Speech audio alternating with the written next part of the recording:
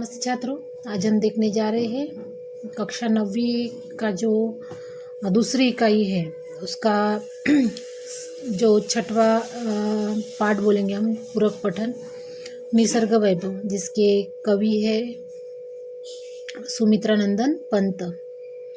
तो सुमित्रानंदन पंत जी ने निसर्ग वैभव ये जो पूरक पठन है बहुत ही मीन्स उसका जो वर्णन है वो बहुत ही अच्छी तरह से किया है। उसके क्वेश्चन आंसर्स हम अभी देखने जा रहे हैं। तो सूचना के अनुसार कृतियाँ कीजिए। सूचना के अनुसार कृतियाँ कीजिए, इसमें संजाल पूर्ण करना है हमें। तो यहाँ पे कविता में आए प्राकृतिक सौंदर्य के घटक, तो कविता में कौन से प्राकृतिक सौंदर्य के घटक आए हैं वो हमें यहाँ पे लिखना है। ये जो चार ये दिए हैं उसमें हमें ये लिखना है। तो पहला तो है पुलकित तृण दल, पुलकित तृण दल। तो इस तरह से पुलकित तृण दल हमें यहाँ पे लिखना है। नेक्स्ट जो है इसमें लिखना है हमें तितलियाँ, तितलियाँ लिखे अभी हमने। फिर तीसरे इसमें लिखना है फूलों की ज्वालाएं, ठीक है। फिर चौथे इसमें हमें लिखना है गिरि शिखर। इस तरह से हमें ये चारों भी इसमें लिखना है। तो इस तरह से हमने ये किया। कविता में आए प्राकृतिक सौंदर्य घटक, पहला क्या है तितलियाँ, दूसरा है पुलकित तृणदल, तीसरा है गिरि शिखर और चौथा क्या है फूलों की ज्वाला। इस तरह से ये सौंदर्य के प्राकृतिक सौंदर्य के घटक है। अभी हम देखने जा रहे हैं कविता की पंक्तियों को उचित क्रमानुसार लिखकर प्रवाह तख्ता पूर्ण कीजिए। हमें एक क्रम बताना है यहाँ पे, ठीक है। हाँ, ये जो तख्ता दिया है यहाँ पे हमें क्रम बताना है। तो पहला जो क्रम है वो क्या है, वो हमें यहाँ पे लिखना है। तो इसमें मैं आपको बताऊंगी कि पहला जो है वो कौन सा, मीन्स यहाँ पे क्रम जो है उचित क्रम कौन सा आएगा। तो पहले इसमें हमें लिखना है, पहले नंबर पे क्या आएगा, 4 नंबर जो है वो फर्स्ट नंबर पे आएगा, ओके। फिर सेकंड नंबर जो है वो क्या आएगा, निर्जन में कर संध्या वदन। यानी पहले निश्चल तरंग सी स्तंभित ये आएगा।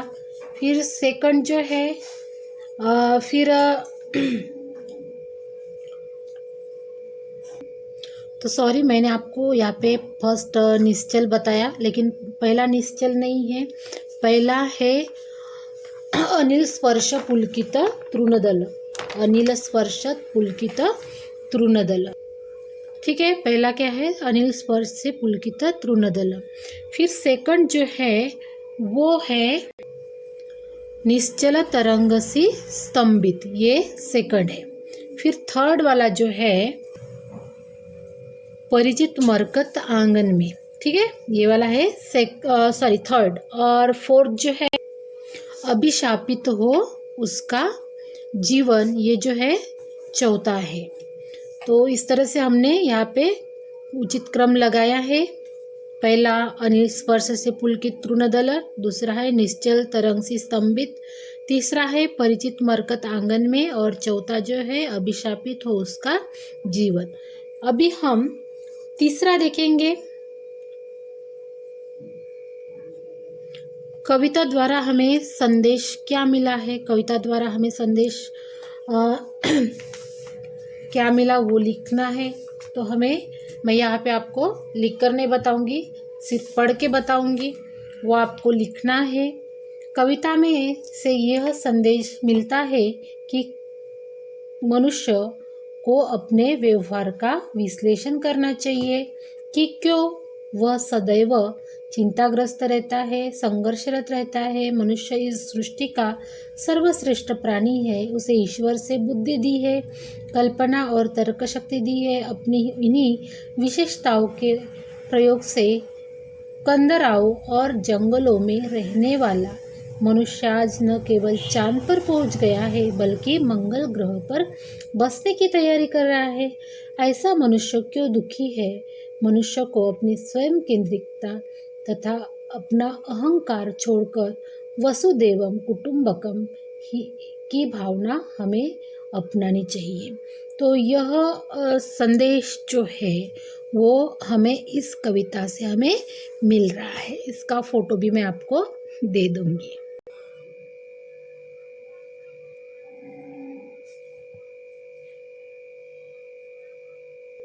फिर क्वेश्चन है, कविता के तृतीय चरण का भावार्थ सरल हिंदी में लिखिए, है ना। तो कविता के तृतीय चरण का भावार्थ हमें हिंदी में लिखना है, तो वो हम कैसे लिखेंगे वो भी मैं आपको बताती हूँ। तो कविता के तीसरे चरण का भावार्थ जो है वो हम सरल किस तरह से लिखते हैं कि कविता में तीसरे चरण में क्या कह रहे हैं कि स्वाभाविक यदि मुझे याद आता है ईश्वर इस क्षण में, तो ईश्वर मुझे ऐसे क्षणों में क्या होता है मनुष्य को जगत का ध्यान आता है, और फिर जड़ जग इतना सुंदर जब चेतन जग में क्या कारण रहता अजरत। यानी कहने का तात्पर्य यह है कि मुझे ऐसे क्षणों में ईश्वर की याद आती है और फिर जगत का ध्यान आता है, जड़ संसार में इतना सौंदर्य बिखरा पड़ा है, क्या कारण है कि बुद्धिमान मनुष्य के जीवन में प्रतिदिन चिंता और संघर्ष छाया रहती है। हमें मानव प्रकृति का पुनः विश्लेषण करना होगा, क्यों ऐसा हो रहा है, पृथ्वी पर ईश्वर का प्रतिनिधि मनुष्य क्यों ऐसा शापग्रस्त जीवन व्यतीत कर रहा है। ऐसा लगता है वह अपने तुच्छ अहंकार में ही सीमित हो गया है, स्वयं केंद्रित हो गया है। पूरी जो वसुधा है, पूरी सृष्टि जो है एक परिवार है, ऐसी धारणा उसके मन में समाप्त हो गई है ना। तो इस तरह से हमें तीसरे जो स्ट्रांजा है उसका अर्थ यह है। तो इस तरह से आपको अपने बुक में या अपने नोटबुक में लिखना है।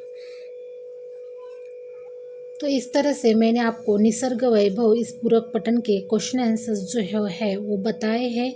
तो अगर आपको ये वीडियो अच्छा लगा तो वीडियो को लाइक कीजिए, चैनल को सब्सक्राइब कीजिए। धन्यवाद।